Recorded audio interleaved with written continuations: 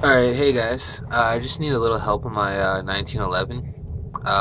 The slide lock won't lock back at all. It has a mag in it right now. Yeah, I really don't know.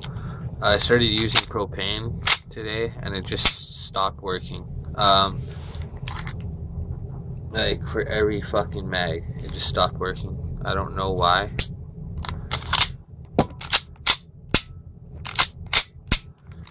It's really starting to annoy me now.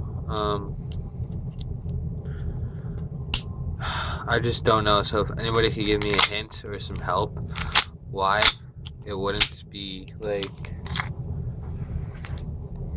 they're all different magazines that I'm trying to use and nothing. Like it won't lock back at all. I have no fucking clue. Like I can manually put it up, but it won't go up itself.